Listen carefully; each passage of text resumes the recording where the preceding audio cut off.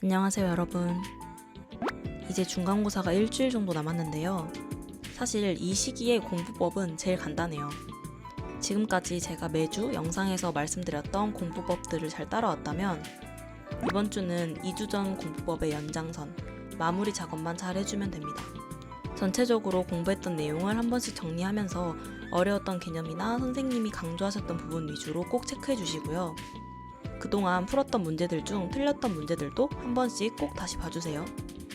오늘 영상은 커뮤니티 게시글에 남겨주신 질문들을 바탕으로 정리해봤는데요. 학년이나 현재 성적과 상관없이 챙겨갈 만한 이야기들이 가득 담겨 있으니까 꼭 끝까지 봐주세요. 솔직히 말하면 벼락치기 한 번도 안 해본 사람 없잖아요. 저도 수행평가, 자격증 시험, 심지어 대학교 때 전공시험에 밀려서 교양시험을 벼락치기 한 적도 있거든요. 벼락치기를 위해서는 일단 시간 확보가 우선이에요.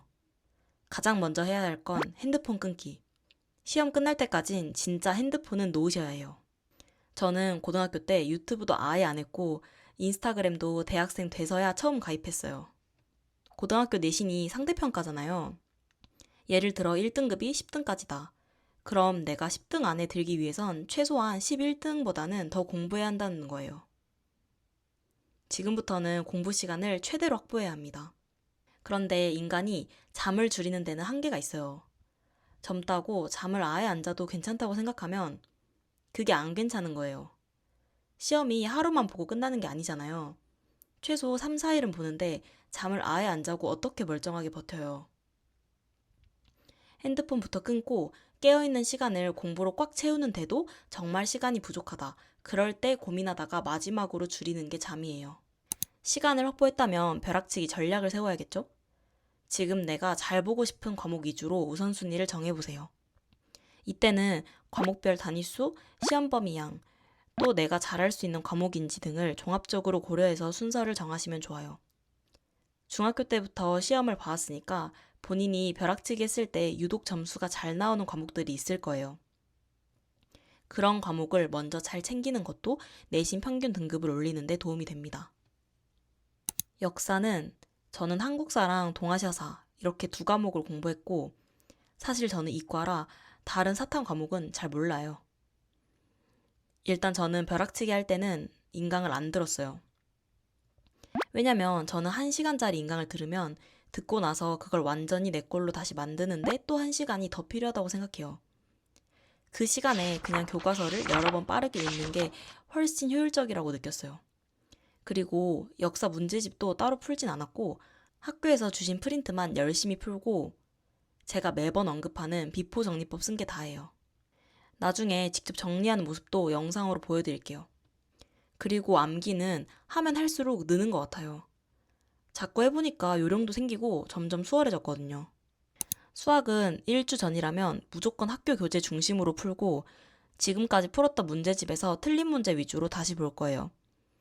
특히 교과서 쉽다고 절대 무시하지 말고 기본 문제부터 단원 평가나 뒤에 수학 익힘체까지 꼭 꼼꼼하게 풀어보세요. 영어는 발을정 공부법 하면서 문제를 풀어보는 게 좋아요. 저는 영어 통함기는 안 했으니까 외운다는 표현은 좀 애매하고 일주일 전부터는 서술형 변형 문제도 풀어보면 좋아요. 지문이 익숙하면 객관식은 다들 잘 풀 수 있는데 결국 서술형에서 점수차가 좀 나는 것 같더라고요. 과학은 무조건 이해, 암기, 문제풀이 이 순서예요. 개념을 완전히 이해하지 않고 바로 암기하거나 문제만 풀기 시작하면 중간에 막혀서 오히려 더 스트레스만 받거든요. 그래서 빠르게 개념을 잡고 그걸 외우면서 짧은 문제라도 꼭 풀어보는 게 좋아요. 특히 계산 문제나 빈출 개념 위주로 확인해보는 걸 추천드리고요. 제가 고등학교 때 시험 3일 전에 갑자기 열이 나고 두통이 너무 심해서 새벽에 응급실을 간 적이 있어요. 아마 스트레스랑 긴장, 수면 부족이 한꺼번에 온 거겠죠?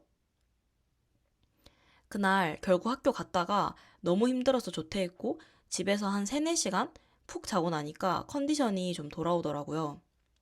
사실 그날 하루 공부를 거의 못해서 불안했는데 그 이후에 멘탈 잡고 몇 배로 더 열심히 했어요.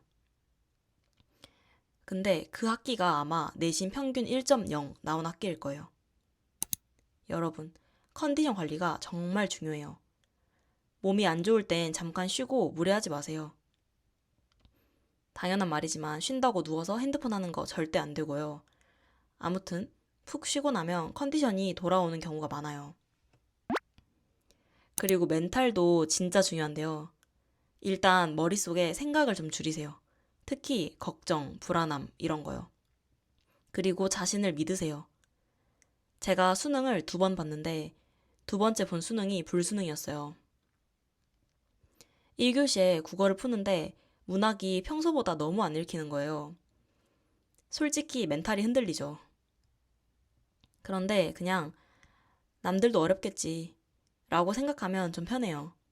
불안한 생각을 최대한 줄이는 게 시험 시간에 집중하는 데 도움이 돼요. 그리고 이건 진짜 여러분한테만 알려드리고 싶은 꿀팁인데 제 시험 전날 루틴 중에 하나를 지금 알려드릴게요. 저는 시험 전에 각 과목 쉬는 시간에 읽으려고 포스트잇에 짧게 편지를 써갔어요. 예를 들면 수학에서 자주 실수하는 부분이 있다면 해당 유형 내용이나 문제풀이 순서 같은 걸 포함해서요. 이게 멘탈 관리에 도움이 많이 됐던 것 같아요. 저는 고등학교 때 시험 2주 전부터는 학원을 거의 안 갔어요. 공부할 건 많은데 시간은 부족하고 시험 전엔 내가 뭘 해야 될지는 명확하니까 학원 수업 듣는 것보다 혼자 공부하는 시간이 더 필요하더라고요. 그런데 제가 가르치는 학생들 보면 시험 직전 보강이 효과가 꽤 좋긴 해서 정말 필요한 수업이라면 가는 것도 괜찮다고 생각해요. 예를 들어 시험 공부가 아직 덜 끝났거나 모르는 문제가 있거나 아니면 학원 자료가 좋다 싶을 때요. 잠은 수학이나 과학 시험 전날엔 6시간 정도 자려고 했고 이유는 수학은 잠을 안 자면 머리가 안 돌아가서 자야겠더라고요. 고난이도 문제가 안 풀려요. 다른 과목 전날에는 그래도 내가 다음날 컨디션이 괜찮다 싶을 정도로는 자야 된다고 생각하고 이건 사람마다 기준이 조금씩 다를 거예요. 저는 잠이 많은 편이라 최대로 줄여도 4시간은 자야 된다고 생각하고요. 한때는 억지로 깨어 있으려고 해봤는데 결국 책상에서 졸아서 부모님이 그냥 불 끄고 자라고 하셨던 적도 있어요. 그게 현실이죠. 그리고 에너지 드링크는 비추. 저는 커피는 하루에 샷 하나까지는 괜찮았던 것 같아요. 여러분, 벼락치기를 하더라도 내가 할 수 있는 범위 내에서 최대한 해보는 게 중요해요. 그리고 시험 기간일수록 스스로를 믿는 게 꽤 중요합니다. 실제로도 최선을 다해야 하고 나는 지금 할 수 있는 최선을 다하고 있다. 이 마음가짐이 결국 좋은 결과로 이어지더라고요. 그럼 오늘 영상은 여기까지고요. 이번 시험도 여러분이 노력한 만큼 좋은 결과 있기를 바랄게요.